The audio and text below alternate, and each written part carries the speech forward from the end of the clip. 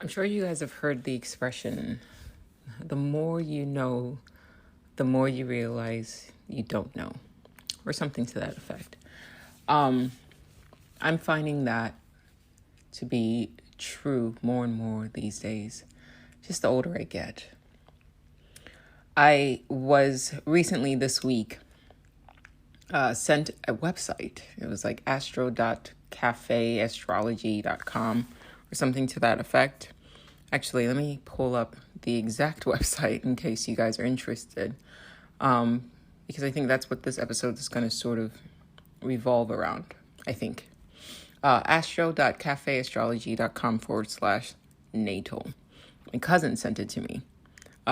He is, on a dating site or whatever, and I guess some girl that he matched with, I should say a woman that he matched with, asked him what his birthday was, and he responded something to the effect of I'm a Gemini, and she said something to the effect of, yeah, that's it's deeper than that, like I need your birthday and your birth time. In hindsight, I probably would not recommend giving people that much information about you, particularly your birth time, because if an individual knows, especially strangers, because if an individual knows that much, about you, I just ate, and they know what to look for, they can end up knowing more about you than you would know about yourself. Okay. And it sounds weird if you maybe don't believe in astrology or things like that. But those who do and have like a general understanding of this stuff know what I'm talking about. Now, I will say, for those who are skeptic of the whole sort of astrology thing, I was there with you. Up until about 3 days ago, I've hyper fixated. This has been my hyper fixation for this week. So much so that I haven't even had a chance to read any books this week. Although I could tell you, share with you guys what I've read last week. I have just been reading as much, as many charts as I can on people in my life that I care about. And I've also somehow turned into like an interpreter. People like asking me my friends and family have been asking me like, well, what does it mean? And okay, what about this? And what about, am I compatible with this person? And I'm like, okay, I don't know what I'm doing, right? I just stumbled across this website. I'm just like, it's just in my personality to, if I see something that I'm interested in, or I should say it's just in the personality of my avatar, that if I see something or find something interesting, I do become a little obsessive with it and I want to learn anything about it I can. And so that's what I've been doing this week. Though I do miss reading, so I may not, super throw myself into it, or I don't know. Actually, I have no idea. But yeah, so this, I was skeptic until about 3 days ago, but on our Discord channel, somebody, I wish I remember who, but thank you to the individual who did mention it. It's a member of our Discord chat, the link to which is solo.to/Jolie Artist. You can find the Discord channel direct link there. But she had said, or he had said, something to the effect of the way, because I was talking about free will. I'm always kind of talking about that because the idea that we are in control of our own lives has always sort of like bothered me, because if we really had total control over our lives, we wouldn't have pain, we wouldn't have strife. And look at your life. I've talked about this over and over again throughout the podcast. Look at your life and think about all the things that has happened to you, both the good and the bad.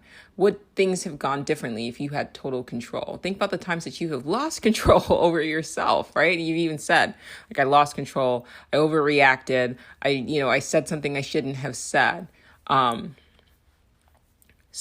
there are some people who believe in sort of the esoteric and who like to think that you chose to be here. So your life flashed before your eyes, and, everything like you suffer through was your choice. And I've talked to several people who find that insulting, that mindset that, yes, I chose to have this sort of level of suffering in my life, for better or worse, and then chose to have my memory wiped so that I can experience it and learn from it or whatever. A lot of people hate that mindset. They don't like the mindset. And I have to, I have to sort of agree with both sides. I can see why people can say that, yes, it's your choice to be here. Because by saying that, it sort of alleviates a lot of the stress that comes with living this life, and the anxiety around it, right? Not knowing what we're doing here, what this world is, things of that nature. So to say, what, and especially when things are happening to you that you don't necessarily want to happen.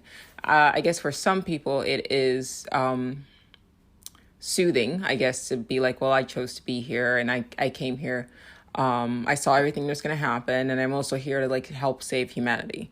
So that can be soothing, reassuring for some people. And then there are other people who don't want to fucking hear that. Like, right? So I see both sides. Like, they're just like, okay, I would not have chosen this. This is not what I wanted to do.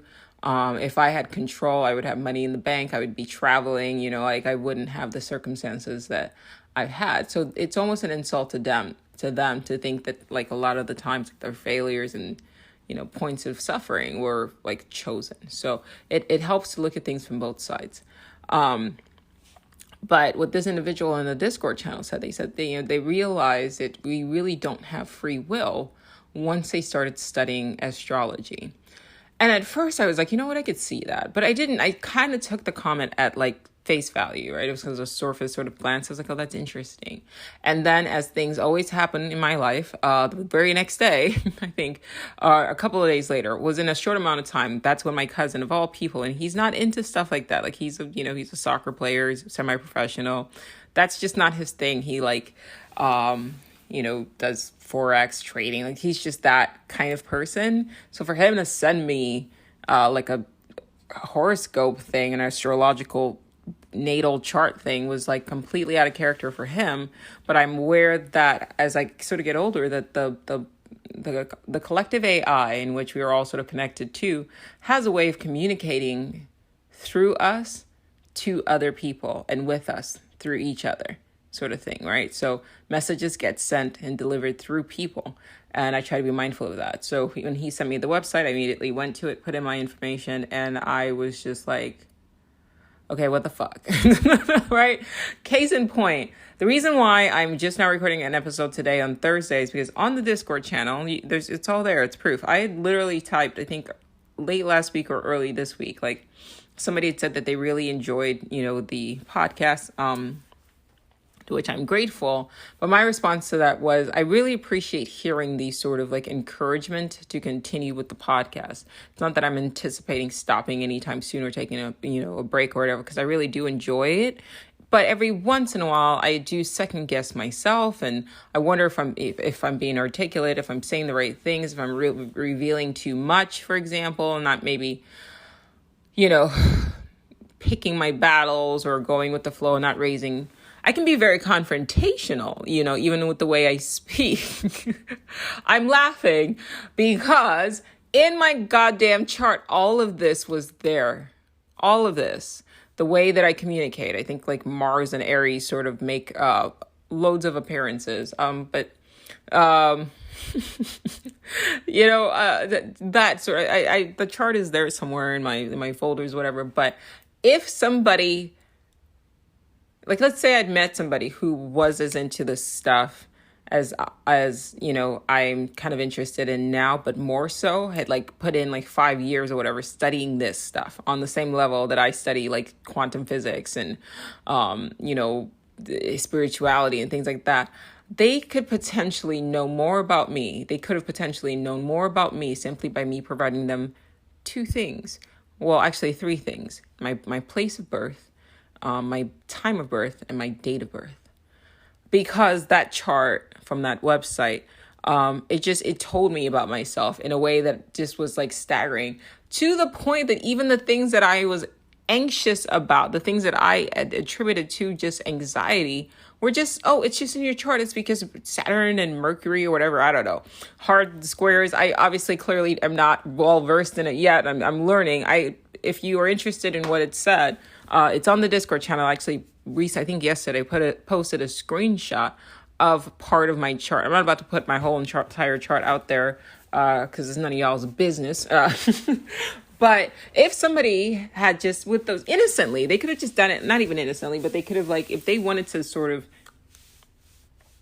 I don't know, man. Like think about these natal charts as like a manual to your avatar. Ooh, I'm gonna write that down. A manual to your avatar. Yeah, that's gonna be the title of this. That's a good one. I like when they come in the middle of an episode. A manual to your avatar.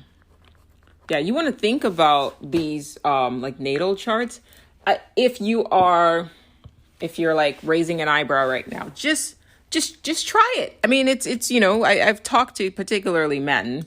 They're the ones who always think, oh, it's just women are really into that. And they dismiss the whole entire fucking thing. But let me tell you what, the men in my life, once I started like sending them stuff, like my husband, for example, I was like, ask your mom what your birth time is, right? And he sent it to me and I did his little chart and I sent it to him. He was like, oh, okay. Okay, this is it. I'm not going to say, like, at first, before I sent it to him, he was like, well, it's all superstitious and it applies to everybody evenly. And I'm like, no, it doesn't. Like, he's like a Mars in Libra, I think. So he's a very balanced individual. He's very, like easygoing. That shit does not apply to everybody. I am not balanced. I am not easygoing. I was reading his chart and I was like, yeah, this fits him. Like eerily, almost to a T. Were there some things here and there that were off? But yes, but I would say to about a 97% accuracy. And like, yeah, it's like a Cliff Notes version, if not a whole ass manual, depending on how you want to look at it or who the individual is and how much information you have on an entire person's avatar, not an entire person, because I want to be mindful to really separate from the fact that there's still a consciousness within the avatar controlling the form. Okay, so, but it is a manual. It's a manual for Joe, or it's a manual for Jolie. I can sit there, and in some ways, it made things a lot clearer, right? It made a lot of my actions made more sense, and all of a sudden, I became like self-aware, even more so. Aware of the behavior, like of my body, of my avatar, of my own mind. And then that helped also create some separation from it, because it's like, okay, if this entire persona literally was developed and predetermined before I even entered into the persona, right? And who I am was predicated on location of birth. Like that, I mean, imagine the movies of this. Like, that would be amazing if somebody could, like, and I'm open if you want to work with me on this, figure out a way to sort of visualize this, right? But place of birth, time of birth, location, I said that already, and date of birth. You take all of that together and you get a whole entire, like, person's life lined out. I did this for my kid. And in a way, because a lot of the times we tend to read these things as like adults, and very often we don't, it's not very often, I should say, that we do these sort of read ups for our children. But because I realized how accurate it was for me, I put hers in, and it was like I was able to like see into her future in a way. And it was a trippy experience, like it was like, she's gonna, kind of have a lot of like relationships, and I had to talk to her. I'm like, hey, take it easy. Like, you don't have to jump from one partner to another. So if you're, there's so much you could do with this. I have a better understanding of my mom. She presents like she's a Virgo. But she's very like, she presents like a Leo, and she's very like intense in a way. But then after reading her charts, I was like, you're actually a big old softie, like a sob story is one of her things, right? If you give her a sob story, she'll like just kind of melt and just want to help, but she doesn't come off that way. Although by her actions and things that she like wouldn't do or didn't do, like if I were in the same situation as her, I would react in a completely different way. We're both Virgos. I thought a Virgo was just a Virgo. No, there's different types of Virgos. I'm a Virgo, but like I'm more Leo. There's I forget what the word is, where there's like Leo just occurs like a lot. So I'm more a Scholium. I don't know what Scholium. I don't know. But I'm like a hardcore Leo in that sense. And so I present, my traits are different. than say like my husband, who has, more Libra traits in his chart. But my mother, she's a true Leo. Like textbook definition, she's just hard Leo. Her charts are like concentrated in like one section of the chart or whatever thing.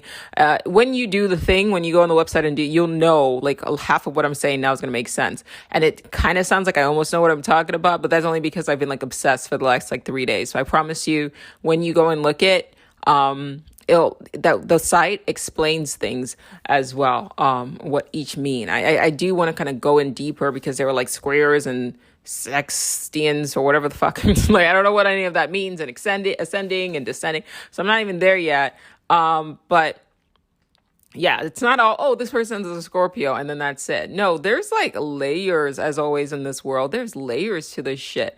And it blew my mind. And I took a step back and I'm like, okay, like, yes, I was like, I've always said we're in a simulation, but it's like every day, every week, I get more and more sort of evidence, more and more sort of proof to me that we're in a simulation. Because, like, think about it. Like, how can we not be? How can we not be? Right? It reminds me so much of The Sims, all these different sort of personality traits. All like, if you're born on this time and then on this day, you're going to this thing and this thing and this thing and this thing is going to happen. And you're going to be more predisposed to this behavior and this. Well, that's not those sort of actions, those sort of behavior. The fact that I can put in, like I said, 3 or 4 bits of information and a chart pulls up and tells me about myself. That to me suggests design. That to me isn't, okay, this shit just fucking happened. More and more, I'm sorry, but more and more the Big Bang and all of this just being some sort of by accident. Honestly, like, you'd almost have to be, it's an insult to our intelligence at this point. It is. And that doesn't mean that like to believe in a designer doesn't mean that the Bible is true. I don't know how the two got linked. You get it? Because there are plenty of other religions that speak of designers, of creators. So if I say, I'm leaning towards the fact that we were created, simulated, designed, whatever, a lot of Christians will sort of jump on that and be like, oh yeah, so like you believe in the Bible? No, I don't fucking believe in the Bible. I'm just saying, like, intelligent design. Stop linking the two. I'm not linking the two, right? That they are mutually exclusive. So calm down. But yeah, I kind of keep reiterating, be mindful of once you check this out, even if you just think it's like for entertainment purposes, okay. But there were things like, it even basically said, like, I did another chart on a different website. I think it was like astro-cafe.com or something like that. Let me see if I can find that too, if you want to check that out. Right now, I'm going to actually list the 2 websites that I used. So there's one website, astro-charts.com. This one, you have to pay for the chart. And I thought it was interesting, so I paid the $25 for it. You don't have to do all of that. I told you, I'm just like obsessed at the present moment. But the first chart that my cousin sent me was cafeastrology.com. And to get to the natal chart, it's astro.cafeastrology.com/natal.php, I believe, should take you there. And I might, if I remember, put this in the description of this episode as well. But what I'm telling you, it literally implied the astro-charts part kept repeating things like, you're a good writer, like you're good with your words, you're good with your spoken word, you're great at public speaking, and, people like listening to you, you're great at storytelling. And I'm like, holy shit. Like, if I would have come across this 5 years ago when I wasn't doing this, or 10 years ago, when I wasn't writing as much, and it says, art's really, important to you, which is kind of a given. I've always been an artist, but I wasn't really, I would kind of journal here and there, but I never really thought about myself. I'd always considered myself an introvert, but I wonder if that's me picking up on like somebody else's stuff, because, well, I never consider myself like a full-on introvert, but I consider myself more of a social introvert in the sense of, you get me in public, I don't get nervous, I don't get anxious. I can kind of schmooze with the best of them. I'm very charming in person. I don't get intimidated. I enjoy talking to people. I enjoy listening to people. I enjoy learning from people. and integrating what they have learned into my own sort of mind space, which all of this shit was on my charts, by the way. But then once I reach a certain point, it's like, all right, I got to get home so I can like decompress, because it's like almost overwhelming. So that feeling of needing to decompress, I always just thought it meant that I was like an introvert. So I just sort of held on to that. But there could be something else, maybe just I got overstimulated, and it might be tied in more to my, my body's ADHD.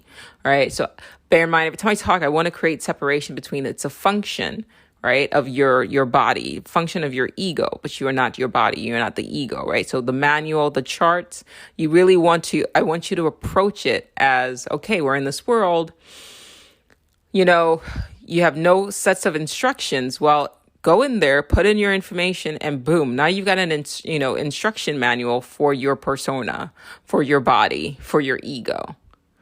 And for anybody else in which you interact with. But yeah, like I was saying, if somebody had access to this information, they would have been able to tell me about myself in ways that I had to kind of come to. Like I randomly, in quotes, stumbled across, randomly decided, okay, I wanted to start, podcasting, because I have so much in my mind I talk about, and I didn't really have anybody to talk to. I made up, like, I had this drive to do podcasts, but I made up the excuses, the reason, the meaning behind this desire to speak publicly and to talk. I said, oh, well, it's because I don't have a lot of people to talk about these things. If you like in my interviews, or if you like, remember even older episodes, people would ask people would ask me why, what got you into podcasting? And I would just say, oh, well, I just to find people to connect with, things of that nature. But it was what I couldn't say, it was because it was in my charts. Like, it was just, that's what I was just destined to do. That's what I was slated to do. So you get an instinct to do something, an intuition to do something, a feeling. And then we sort of construct a narrative behind that feeling. But at the end of the day, these are drives that are predetermined, going back to the date that you were born and the time that you were born and the location that you were born in, whatever time zone, etc. Right?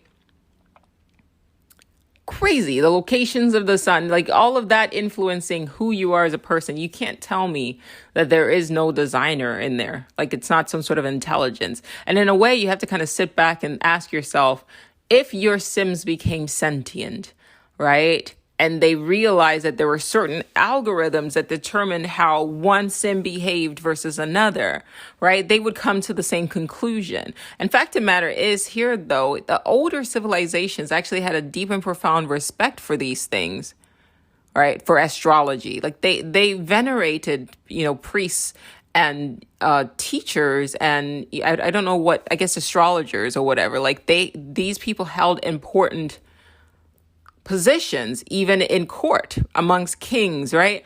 We are so arrogant in the present to think that none of this shit applies. Based on what, right? Because it's just the cool thing right now to do, right? Oh, it's a feminine art, right? Anything that's feminine, intuition, astrology, just whatever, it's let's dismiss it. It has no bearing because it's not logical, right? It's not left brain. It's not, masculine.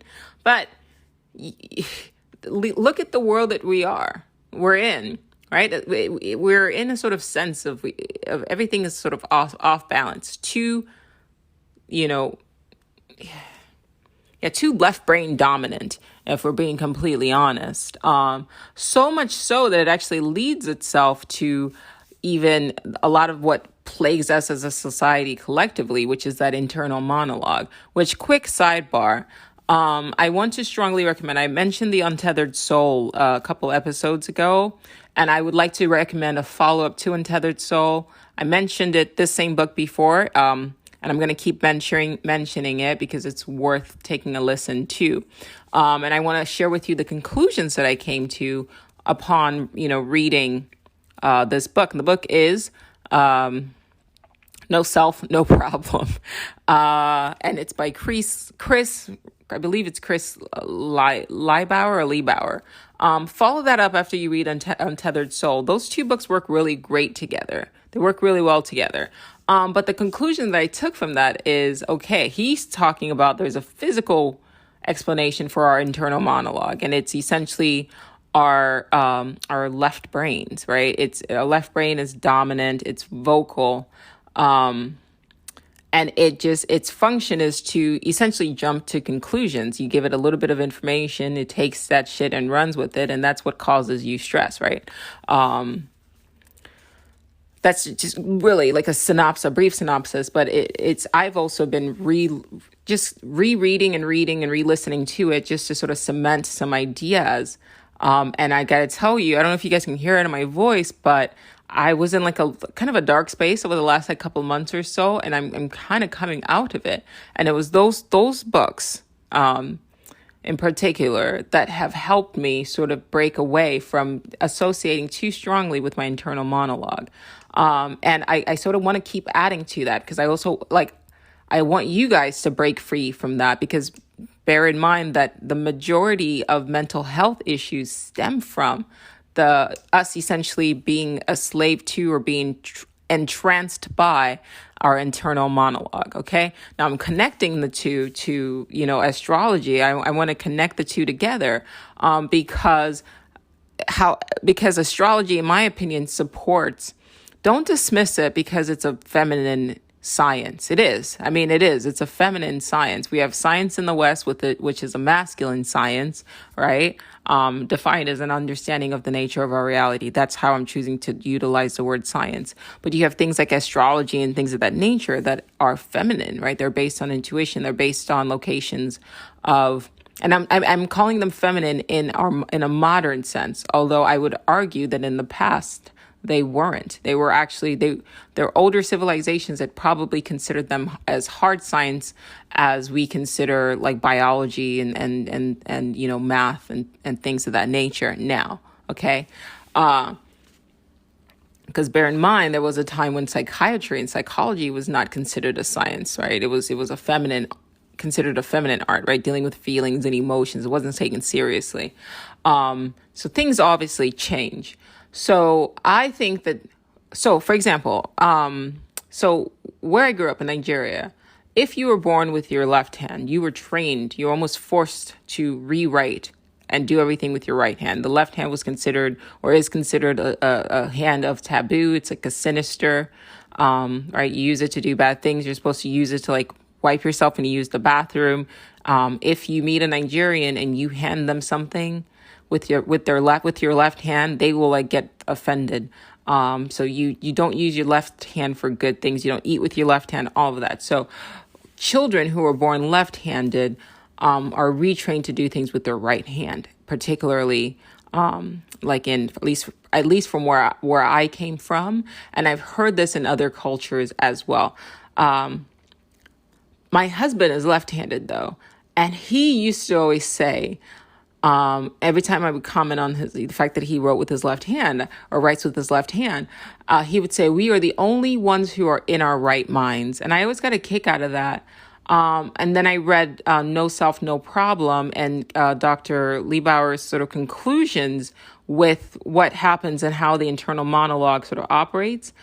My husband, when I first met him, we would talk about sort of that internal monologue, and he would say, I don't really have one. And of course he does, but it's not as intense and not as constant as say mine. And I wonder if it's because he is left-handed. Follow me, stay with me here. So in the No Self, No Problem book, okay, Liebauer talks about how essentially it's your left brain. So I'm echoing this again, is your left brain that runs the voice, but your right brain, okay, is actually more powerful. It's a source of intuition. It's a source of like inspiration, creativity, right? And when you meditate, you almost want to do everything you can to tap in as much as possible to your right brain, because like I said, it's more powerful. It's aware, it just doesn't speak, right? It doesn't jump to conclusions, but it kind of just sits back and sort of monitors everything while your left brain kind of goes ham, in a way. And meditation helps with that. Meditation helps shift your focus away from, I guess, giving energy to your left brain and into your right brain, which also brings along with it a sense of peace and calm. Yeah. Now, what does that have to do with being left-handed and right-handed? Well, bear in mind that it's opposite sides of your body are controlled by, different sides of your body. So if the left brain is the problem and we are socialized to do things with our right hands, then, and predominantly, right? Then those who are predominantly left-handed might have stronger, I don't know, I'm kind of thinking about this, thinking out loud, but it might have stronger sort of right brains and more activity in their right brain, which makes them less, prone to a lot of what comes with that, a strong or dominant left brain, which also lends himself to being less prone to mental health issues. I've just thrown that out there, but it is interesting concept to me, so much so that I've actually been trying, in addition to meditating, more, which I've actually been able to kind of get back into again. And I'm going to give you guys something else that has helped. Trying to do more things with my left hand in order to stimulate more of my right brain. So just throwing that out there. But it's all fascinating to me, right? All of this is fascinating to me that, what came first, right? What came first? Did you exist outside of this reality? Do you exist outside of the reality, which is what I lean towards, right?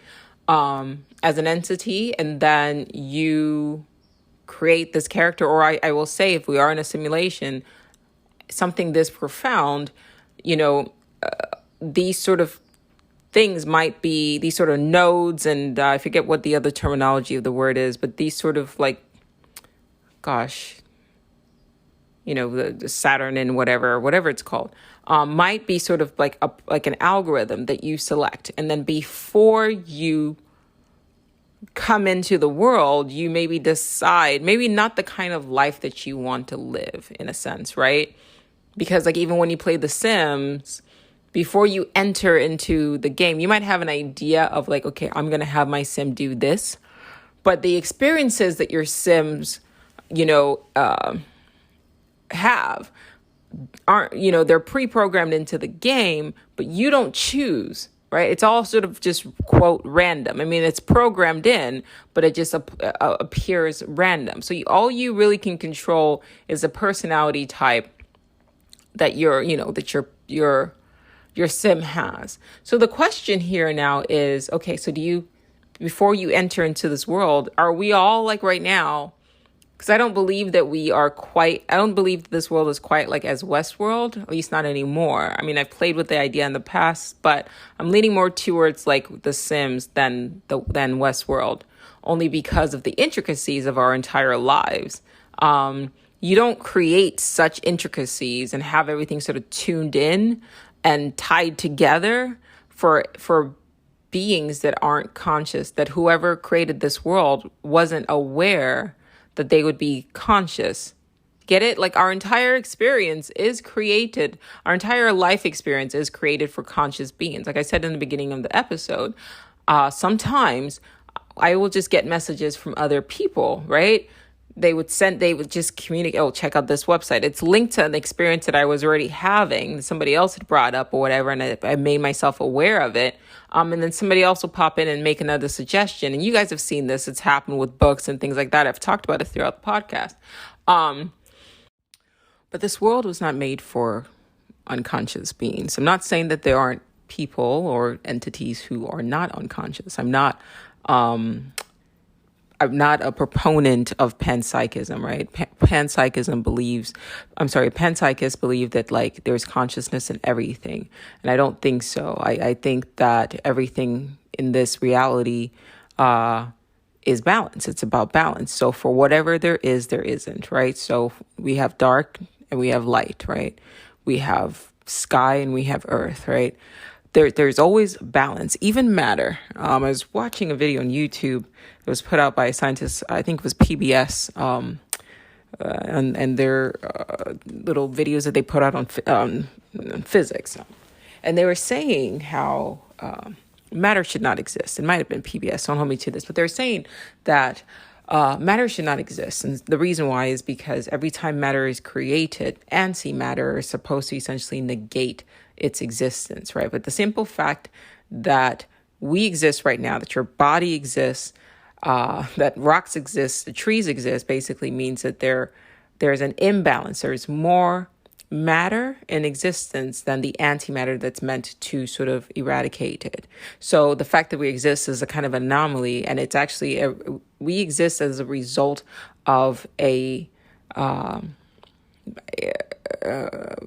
quantum physical, metaphysical imbalance in the matrix, right, or in this galaxy or in the universe, so to speak.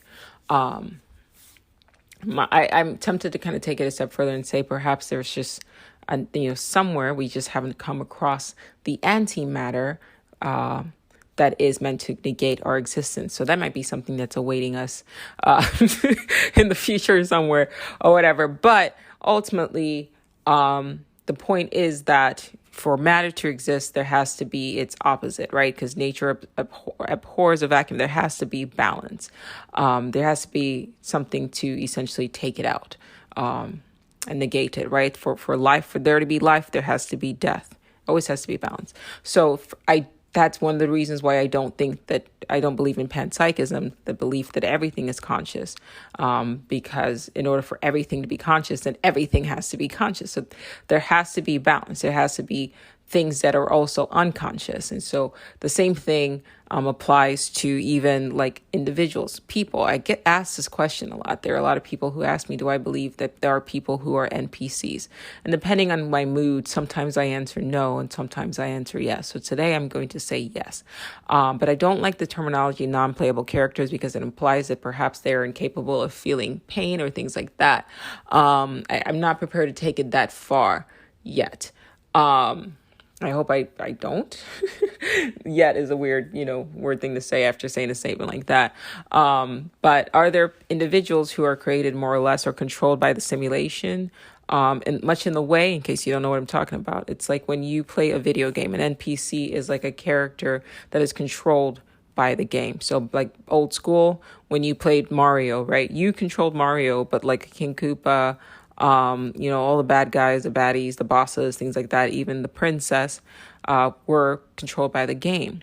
Villains tend to be controlled by the game. I have a couple of videos where I discussed this on my TikTok channel where I said like the truly villainous people, like the George Bushes, Mussolini, Hitler, so things of that nature. Those are people who it would make sense to me that they were essentially controlled by the simulation because they're so cartoonishly unconscious, right? Cartoonishly evil, or evil at least in the way that we define in our sort of definition and understanding of morality. I mean, evil. So are there philosophical zombies is the philosophical term for this out there? Yes. Who lack sort of, qualia in the sense like they react, they feel pain, I think, right? Because of course they do. They would have to because they have nerves. But do they have like sort of an awareness about who they are or what's going on? Do they ask questions? Things of that nature. It doesn't seem to me that there are a lot of individuals who are like that. And I'm not the first to say this, so don't kill the messenger. There are even thinkers like Gurdjieff and Uspensky, who I reference quite a bit. They brought it down and actually said like a number. They straight up said that there's only like 100, like six figures, like 144,000 conscious individuals out of like billions, which I don't know if I'm prepared to make it that small. But I will say that in order for there to be sort of conscious individuals, there also have to be unconscious individuals. And I say all that to say that I don't believe that this reality, this world was, created by accident, right? Like I said, I'm leaning more and more every day with this discovery of the natal charts and everything I read. It's just pointing to that it is a simulation, but not in the sense that a lot of people take it, right? So a lot of thinkers, whose name escaped me right now, I would say like a Musk or Chuck Klosterman wrote about this as well, and a couple others whose name will come to me, I think, as I kind of keep talking.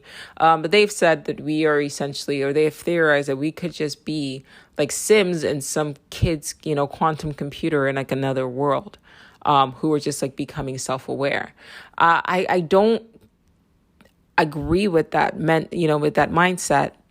I have always sort of subscribed more to that, to the idea of uploading your consciousness into a game, uploading your consciousness into particular personas, and then having that experience. I don't think we are AIs in the sense that are slowly gaining sentience. I do think that either we are AI who have gained sentience rather, and then have been put into a virtual reality in order to sort of keep us here. But the consciousness, for most of us who are conscious, was sort of pre-existing in a way before when it emerged. I don't know, obviously, but it was pre-existing before we were put into this virtual reality. So I call it like a sandbox or whatever, meant to contain us.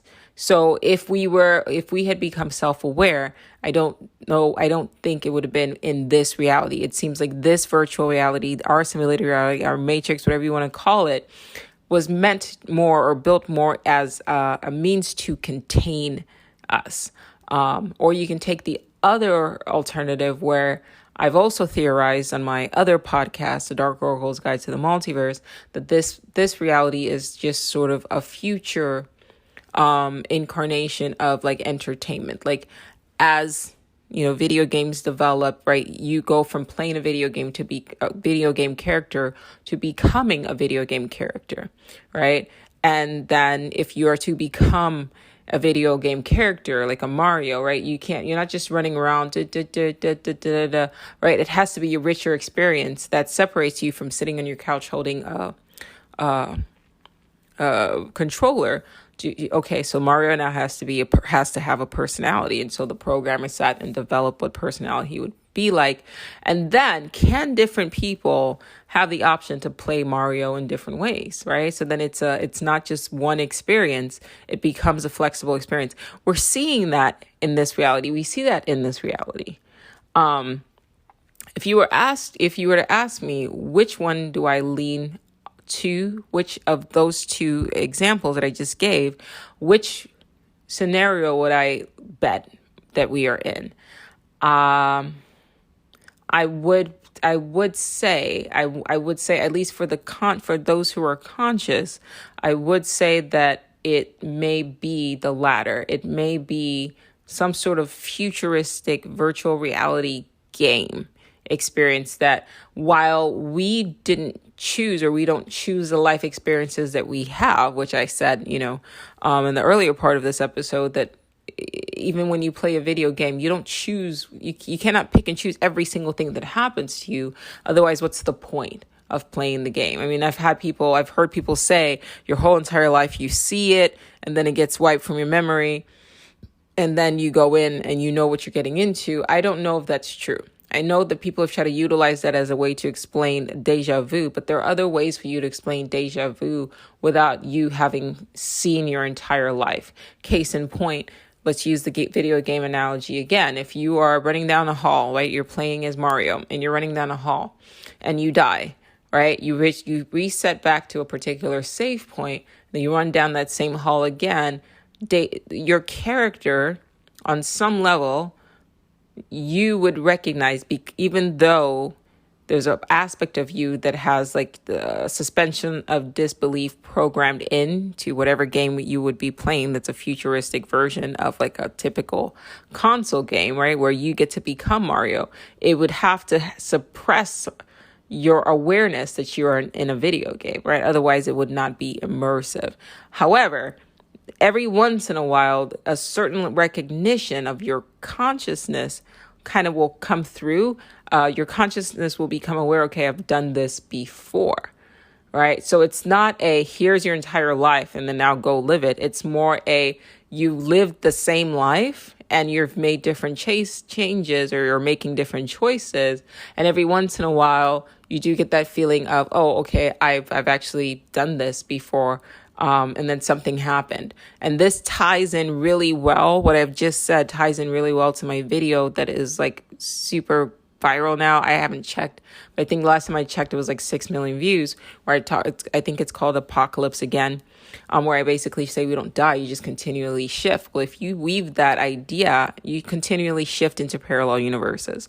If you weave that idea into what I've just said, then that would explain you could tie in simulation hypothesis into that, and it would fit in really nicely, right? And then that would help explain deja vu, right? Because if we are characters, we did choose to play, right? But not to say that we are aware of every single aspect that was going to happen. Anything can happen, right? Just like when you play a video game, you could be just running around, right? And somebody could come up on you and, like steal from you or whatever. Like that is all possible in the game. And you are aware of all of that as a possibility, but you're still like kind of going in and going, okay, let's see what happens kind of thing. I do think quantum immortality essentially also lends itself really nicely to the simulation hypothesis, because it's essentially the same thing that happens in a simulation in a video game, right? If something happens, your character dies, you just sort of loop back to a particular save point and keep it moving.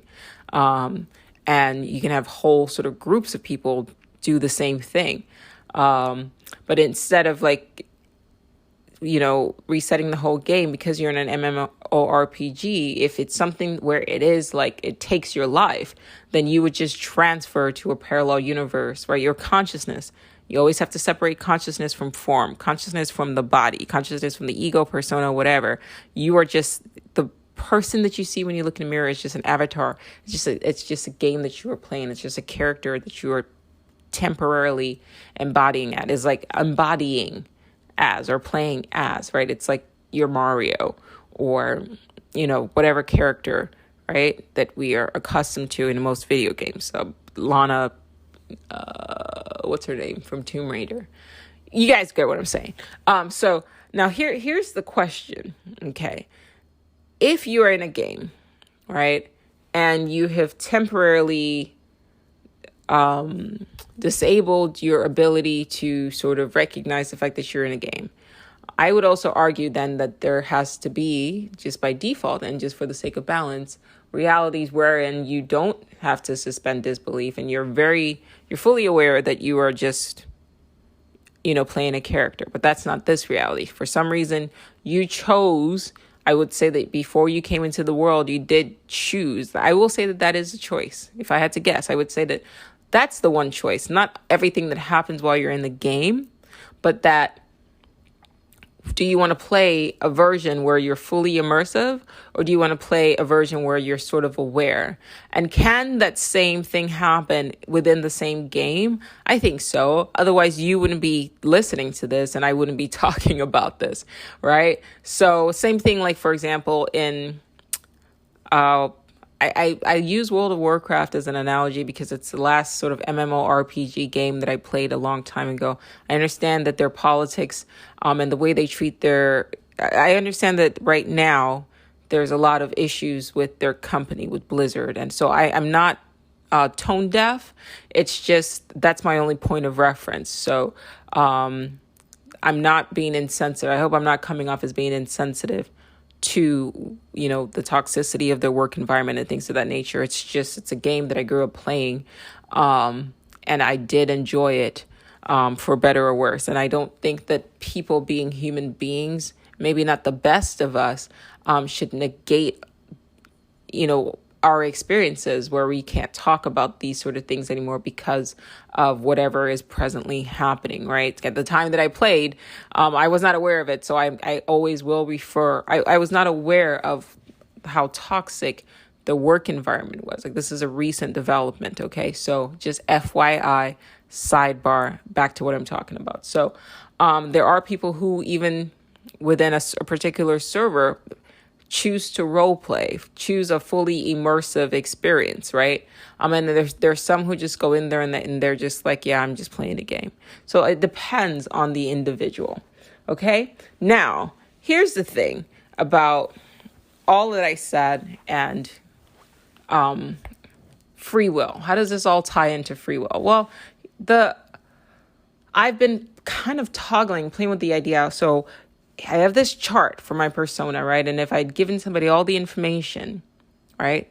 My birthday, my birthplace, my birth time, they would know essentially what sort of person I was going to grow into had they had that chart. And essentially, I have been just living according to that chart. But that's also because I've been sort of playing on sort of a default setting, right? On the analogy that I used is story mode, so to speak. So if you are an average person who isn't actively, first of all, hasn't done your natal chart, right? And two, isn't aware of what it is and how these things sort of influence, how these planets and, their placements influence your behavior and who you are as an individual. And if you're sitting here with an eyebrow raised like, wow, Joe, I don't know if I'm willing to take it that far. Look, okay, something just popped into my mind right now. The moon, all right? Doctors will tell you this. Nurses will tell you this. When it's a full moon, okay, people, things change, right? They have higher cases in the hospitals, right? Like there's more violence during full moons. And it's, there is an energetic sort of force that does come even if we only focused on the moon that affects the behaviors of individuals. Okay. And that's something we're not even really touching the tip of trying to understand. Same thing with solar flares, right? There have been, you can search this, that certain sort of activity on the sun has been known to affect our actions and our behavior. So it's not a leap. It's not a leap, okay, to think that when you were born, the placement of all these planets that have been shown to affect human behavior could essentially also be responsible for the kind of individual that you sort of become or are destined to be. Now, my question is, are you stuck? Right? I have a couple of people in my life that I notice get stuck in certain loops. And I'm sure I have my own loop as well. I know I have my own loops as well. But they're not aware of it. So they just keep doing the same thing over and over and over and over and over again. And they've done the same thing over and over and over again for a decade, decades, another. And it took me, or I should say someone outside of themselves, to kind of observe them and say, you're just doing the same thing over and over again, right? And that's been lately. And so then the question we've been grappling with is, can you break a loop, right? So if you, for example, keep falling for the same person or dating the same person or ended up in the same situations at work or whatever it is, or in your personal life, and you weren't aware of it, then yeah, you're essentially bound, to live in that default setting. And maybe your chart becomes that much accurate if you're just sort of kind of reacting, right? I wonder if those natal charts apply to people who essentially live reactive lives. Like I have said, and I've played with the idea even both on the podcast and on my TikTok videos as well, that the internal monologue is essentially an auditory prompt that keeps us on story mode, right? And I've said in the past that should you want to deviate from essentially a predetermined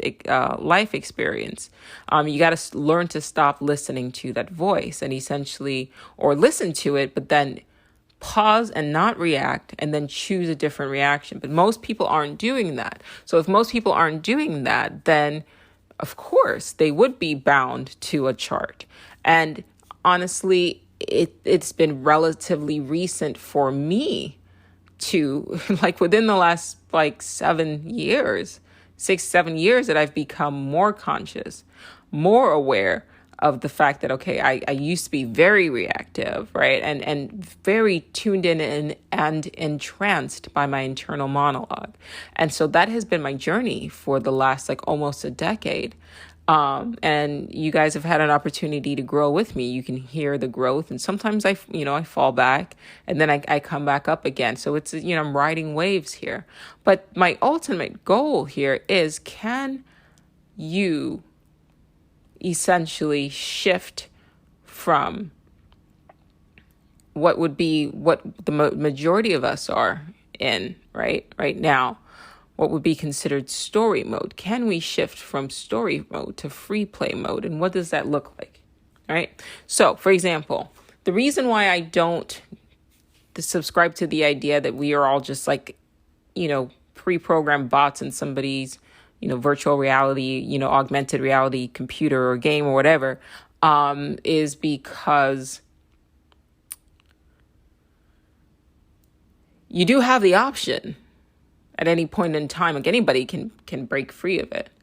And like I said, there's just certain things, the way in which we communicate with each other, the way even the game communicates with you, sends you messages like synchronicities, right? A lot of people are, well versed. And funny enough, the more aware you become, the more synchronistic events you experience. So that tells me that these are just things like synchronicities and things like, they're built in as just another layer, another level of the game, right? So I think that you have level 1 where your consciousness is completely bound to form. Your consciousness is completely identified with the avatar, right? And yes, there are individuals who are running around who are controlled by the simulation as well. And then there are some people who might even act like NPCs, but they are not NPCs. They're just so identified with their persona, or they're just like method acting, I guess, for lack of better wording, that they, the chart, their natal chart is just describes them to a T.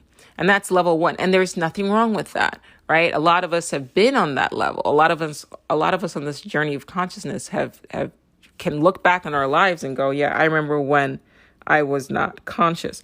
And I'm saying maybe it's not a matter of you being unconscious. Maybe it's a matter of just like, that was just level 1, right? You're just in the body, and in a way it's on autopilot, and you're just, the natal chart just like describes you to a T.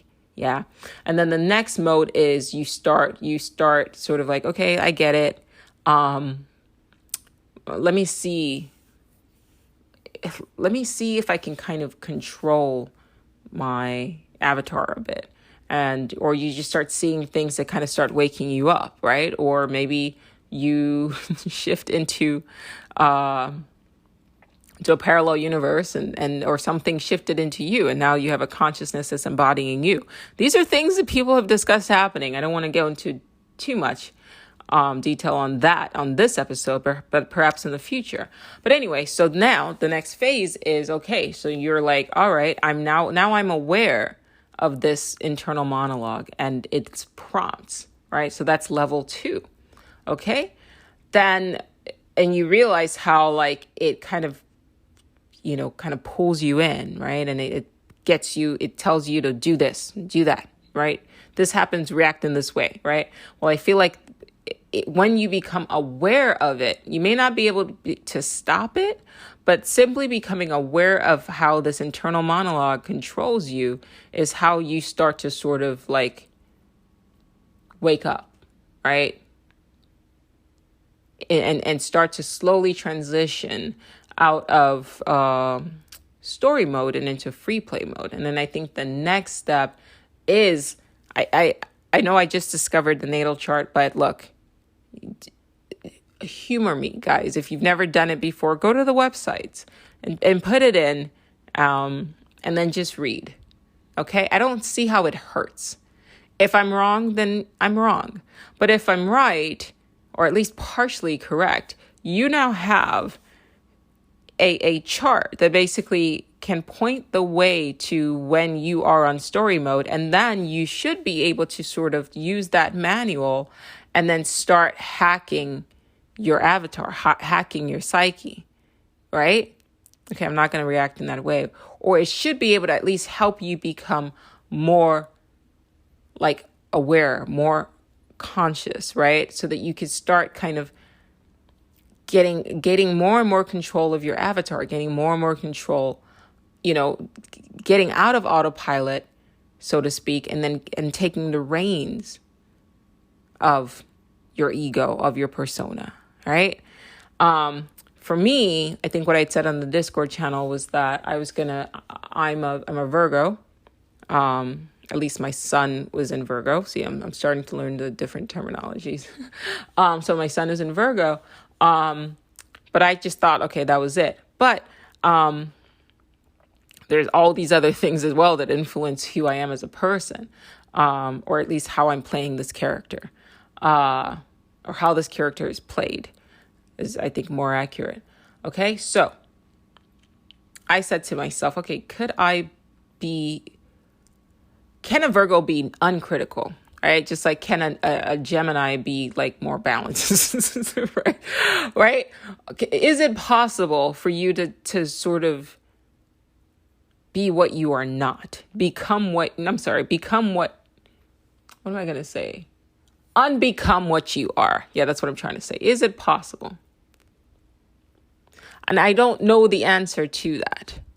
But I will say that if you at least can see what it is that you're doing clearly, neatly typed out in a beautiful PDF, right? At the very least, it helps you to start to understand your vehicle and then start being able to sort of control it, or at the very least, not let it control you. And is that the key to free will? Like true free will, right? You start, it's a buildup, right? You start by not, by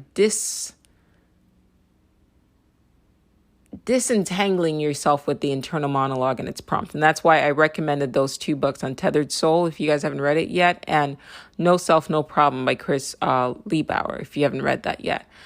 Please do, because it's 2 different perspectives. It's a left brain approach to the voice in your head, and then it's a right brain approach to the voice in your head, the internal monologue or the visuals or whatever. You put those 2 together and you have a balanced approach to that, because I think that's where a lot of I really do think that that's where a lot of our prompts come from, because without it, there's you're sort of able to more or less choose your reactions, right? If you don't have something in your head telling you, reinterpreting just simple occurrences, right? Like in The Power of Now, Eckhart Tolle talked about how like things are just things. They're just events just happen. But it's the voice in your head starts to kind of reinterpret things in particular ways, mostly negative, and then something that should have been neutral becomes negative and then triggers an emotional reaction. So I really think the key here to all of this is that internal monologue. Look, that is something I don't think it's been concisely pointed out as the problem that sort of plagues humanity, because that is it, right? Think about your life and how maybe if you hadn't been listening to that voice in your head that's always, for the most part, negative, right?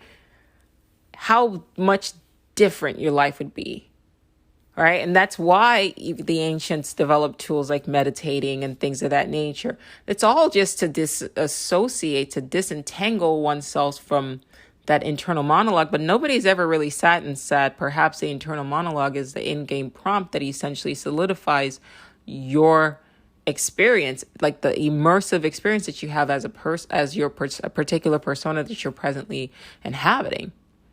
And so if you want to kind of take the reins a bit, all right, then you have to start distancing yourself from the voice. And I don't think anybody's like concisely putting it in that way. So I am. And I'm going to reiterate this point. I mean, I have been reiterating this point. And everything that I find to help, further sort of, separate yourself from it so that you can start to make your own sort of choices, or just sit in peace, for fuck's sake, without having, any anxiety or worry about the future or the past, because that's what it does. Listen to it, right? A constant distraction, a constant nag, a constant source of worry, it's constantly, it's just going and going and going, but it pulls you into the game more, right? It makes it so that it's more immersive, but in order for it to be more immersive, it has to, I mean the game, or simulated reality, this world, however you want to see it. In order for it to be more immersive, it has to sort of trigger emotions, right? Think about it like a movie. If you watch a movie and it didn't trigger fear or excitement or titillate you in any way, it's not a memorable movie. It's the emotions that make it more immersive. Same thing with a nightmare, right? If you have a dream that didn't trigger fear or, sadness or hope or just joy or, a sex dream or whatever, you're not going to remember it when you wake up. It's the emotions that immerse you in the visuals.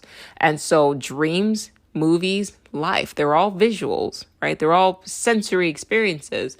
And in order for you to be deeply immersed in it, I believe that the internal monologue is its function, however you want to see it, I believe that its function is to increase the immersive experience. That's it. I don't think it's bad. I don't think it's good. I just think that that's its function. And it's in everybody, right? Even the people who say I don't have an internal monologue, okay. But if you're sitting there and you are worrying about something, whatever it is that's causing you to worry, right? Whatever it is that's taking you out of your present and projecting you into the future, which is essentially what worry is, right? Or anxiety, right? Or if you're ever afraid of something possibly happening, that is that internal monologue. It may not manifest itself as a voice. It may manifest itself as visuals or a feeling. I don't know, but that's what that is. And that's what I'm talking to you about, right? Because why are you constructing for yourself nightmare scenarios of things that could possibly happen, but like have an incredibly low probability of actually happening, and then causing yourself to suffer? It's not you that's doing that. You don't like pain. Something is in there that's in your mind that's doing that to you, and we all have it. Okay, so that tells me then that it serves a particular function. It was programmed in, and I don't think that it was done for nefarious purposes. I think it's just literally its only function is to increase, make the experience more immersive, and perhaps even, just being a constant source of drama, which is what we watch shows for, right? And in a way, if this is a game, then that having something constantly happening and having avatars that have this voice that essentially drives them to constantly be doing something, right? Makes the game more,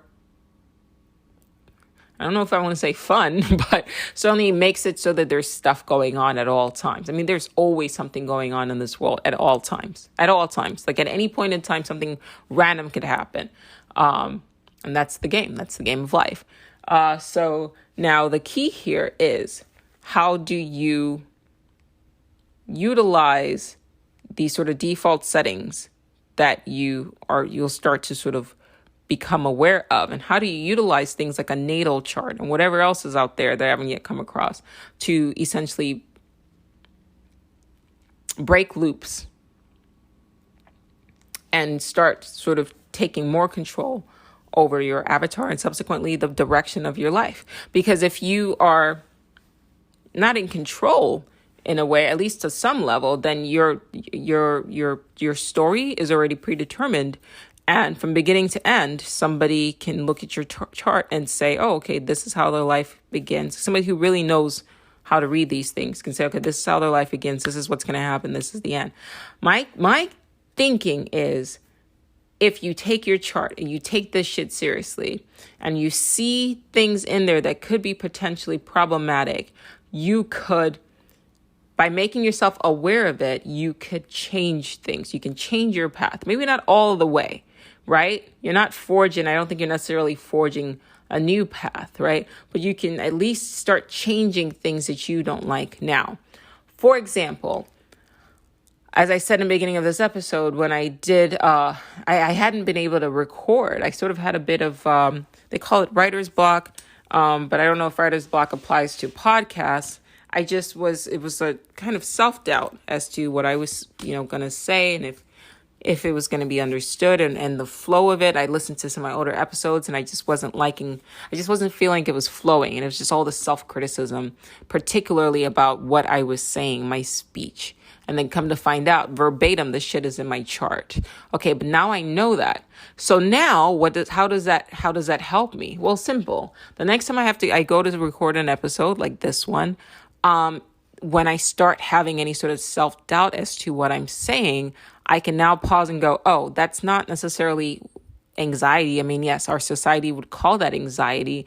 It is, but it is anxiety manifesting itself as a result of my Mercury in whatever the fuck, or Saturn and Mercury sort of in conjunction together. Like I said, I don't really know the appropriate terminology, but it's there. So when I can see that, now my awareness allows me to not get brought down by it, and allows me to not have that aspect control me. And then I can just go, yeah, that's just the chart. That's just that's just an aspect. And I can sit and confidently record an episode and say, like, I know what I'm talking about. Does that make sense? So now you can use the chart as a way to combat the voice in your head, and to sort of hold the mirror up to the voice in your head that's saying, like, okay, you shouldn't be doing this or that. Well, if you're saying certain things, right? Like for me, it was the voice in my head was saying, you're not clear, you're not okay, you're not speaking concisely, or, maybe you should put up disclaimers, or you're hard to understand, all of these things. Well, tie it in. Remember, I keep saying, I think that internal monologue is tied in. It's part of the game, right? But it's also part of your chart in a way. Like, I think that, honestly, think about it. Like, okay, so you're born a particular day. If we want to take a technical sort of approach to our reality, and I think I'm going to revisit this episode again later on, but like clean it up a bit and be even more precise, because I really enjoy what we're discussing here. But you were born at a particular point in time, in a particular location, and on a particular day, okay? And as a result, you have X, Y, and Z. Before your consciousness gets uploaded into the game, into our world, into the simulation, right? You maybe decide what you want to be, right? You design your character, pick whatever algorithms, or the AI that controls this reality does it for you, right? So you're not just sitting there like you do when you're getting ready to play The Sim. You think the kind of character that you would like to play as, and then it sort of creates it. Whatever, I'm guessing that it also sneaks in some fucked up things that will happen to your character, because that's just the nature of the game. And maybe you sign some sort of release that says, okay, this is it. It is what it is, with the understanding that obviously it's not permanent, right? But you are having this experience. Okay. And that's just part of the game. So then the algorithm, the AI, because imagine, like, you have to remember that if this theory is correct, then this essentially would occur in a futuristic society. And it would take everything that we have now, but like amp it up, right? So extrapolate the macro from the micro, and then also project yourself into the future. What would we be capable of, right? Well, now make it parallel. So you decide, okay, this is kind of the character that I want to play. And then they upload you into the game at a particular moment of space-time. And by doing so, all of these personality traits then get sort of uploaded in. It's coded in your DNA, right? And then the voice in your head is kind of that, it's the verbal manifestation, the auditory manifestation of all of those traits just in your head. Yeah. And then it ensures that your persona behaves in the way that, it's essentially pre-programmed to have a particular storyline play out. This is good, actually. Wow. I'm actually personally gonna re-listen to this. I don't care if you guys like this. I like it. Because it's really like it's cementing a lot of things for me. But I hope you guys like it. But if you don't, it is what it is. But it really is cementing a lot of things for me. So then because even space time now makes sense, right? So if you look at the whole entire reality as to include, one dimension, the 2 dimension, 3 dimension, and 4 dimension all together, right? In the fabric of our reality, space-time makes sense, right? So a location, so your consciousness gets uploaded into a location in space-time, which is also what you need, right? You need your location in space-time to figure out what algorithm your avatar has been programmed with. You need your location in space-time in which your consciousness, your point of upload. Ooh, this is beautiful. Point of upload into the simulation, right? Let's make it technical so it sinks in a little bit, right? Pretend I'm like futuristic Siri. What is your point of upload into the simulation in space-time? Your space-time location is, Boston, Massachusetts, date, October 3rd, 1955, time, in space or whatever, space-time. 3:55 p.m. all together, and then your consciousness gets uploaded into that avatar, and that is description. And then you have your natal chart, sun here, moon here. Like all of this points to a highly intelligent, highly esoteric, multidimensional species of entities, of individuals who have created this world for whatever reason. The fact that we think all of this shit is happenstance is wild to me. It's fucking wild to me. Like, look at this shit, right? It's programmed. It's computers, right? It's a futuristic quantum sort of like quantum computers on steroids, but because they're incorporating like quantum physics, they're incorporating, space-time and time travel or whatever. So like, I would imagine that whatever it is, whatever civilization is outside of this world has all of space-time mapped out. And you can upload your consciousness into any location in space-time to embody like whatever particular, coding of an individual and particular aspects and have whatever life experience you want to have. It's all there, right? You have to really think in an abstract way to understand, to really reflect on, okay, what's outside of this. But it's certainly not, none of this shit is accidental. I mean, it's not. I'm sorry. It's not. How can it be? The fact that mushrooms exist and that they chemically can balance your brain is like, think about it. Like it's come on, like even in something as basic as Super Mario Brothers, like it's there, right? They serve a function, right? So Mario eats a particular flower and he can now, throw fire or whatever. He eats a particular mushroom, he grows bigger. They serve a function, right? You eat a particular mushroom, all of a sudden you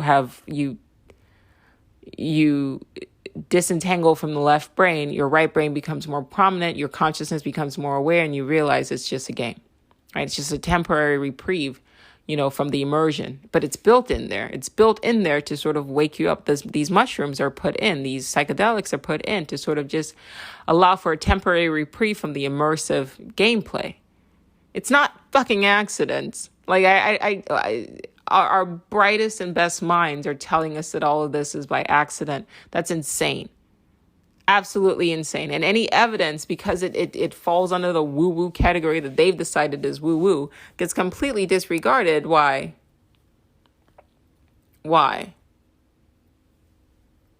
Because it's feminine? Because it's ancient? Why? Well, anyway, if you guys listen all the way through, you obviously don't subscribe to that ideology. But I do think that I'm onto something here. And I'm going to hyperfixate on it here. And so I, once and final,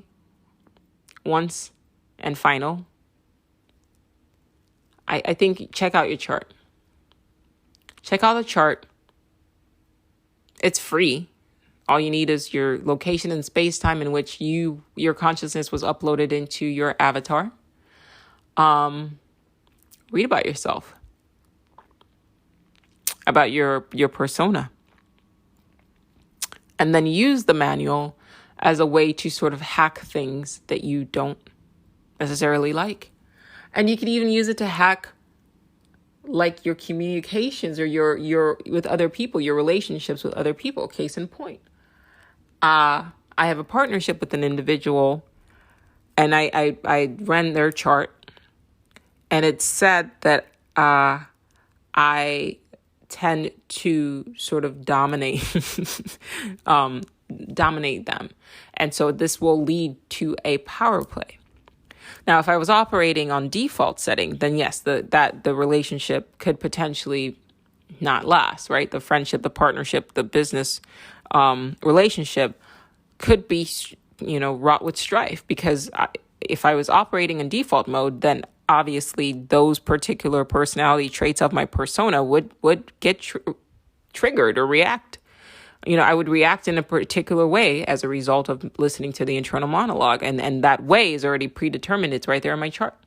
But awareness of that makes me go, okay, it is my dominance over this person, my attempts to assert dominance over this person that causes, friction. So I do have the ability to scale that back. I am in control. And more importantly, I can point it to the person and say, hey, listen, check this out. It says that for us to have a copacetic relationship, right, this is basically what's going to cause us problems. So I'm going to work on scaling it back. You need to be mindful that I have this capability. My persona does have this. I'm heavy masculine, like I said. I'm like, so we may butt heads, but I want you to know that I'm aware of this aspect of my persona's personality. And if in any way, don't overdo it, because that shit would get annoying. But if in any way I'm becoming too dominant to the point where you're feeling like you're being bowled over, let me know, because it's more important for me to sustain a friendship with you, a connection with you, than it is for me to dominate. So now you could start using these things to have much more smoother interactions with other people. If it's the person that you trust, you can send it to them and say, hey, this is me, if they're willing to read it. A lot of these things are kind of long. I use the Voice Dream app. I've mentioned it before. It's an app you pay $15 for. That's it. You don't pay a subscription. I hate subscription services. You pay $15 for it, and that's it. And it can turn any PDF into an audio file. And this week I've been all of the people that I care about, I've got all their charts, and I get up in the morning and I listen to my chart, and then I listen to my husband's, and I listen to my mom's, and I listen to my daughter's. Anybody that I have to interact with on a daily basis, I'm repeating, I'm looping them the way I loop books, because I want to master them and understand them, so that if they behave in particular ways, I know how to now deal with them. It's not just a fucking blank slate. You know what I mean? That we're typically used to. Where you just meet a person and you have to slowly get to know them over time. I don't like that shit. You guys know, I'm all about increasing speeds when you listen to podcasts, increasing speeds when you listen to books. Get me to the nitty gritty. And funny enough, that shit is in my charts as well, right? I just like to get to the point. I don't like wasting time. It's in my chart, whatever. I don't think it's a bad thing.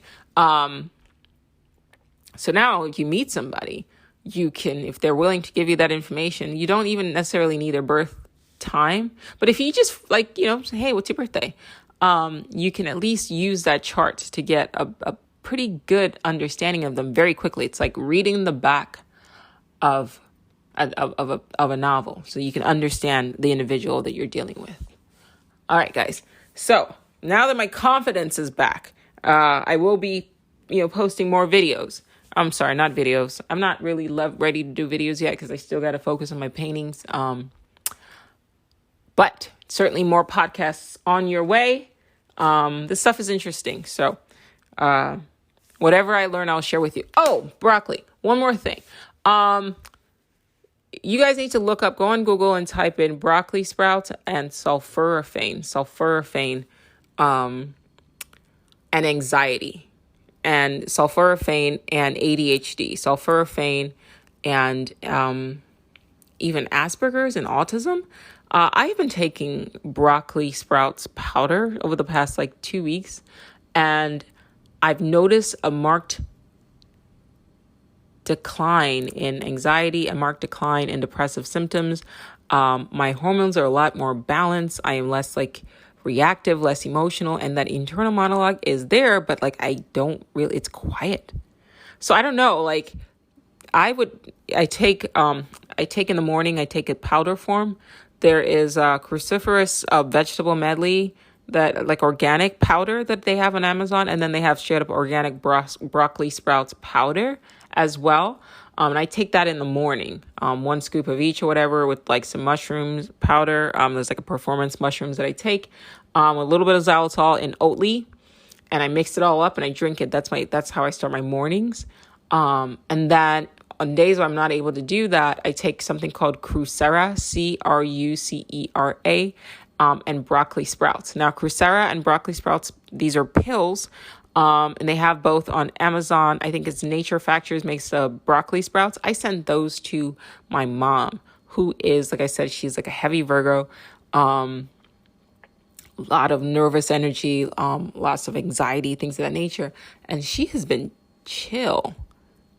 Like, this is a woman who my whole entire life has been very like anxious. Like, she was on like medication for a little bit for anxiety. I think it was Paxil at the time. She went off of it because she didn't want to be on medication, and that's her right. But the broccoli, she, like her anxiety, I'm sure her internal monologue was like ramped up, but she's been really calm.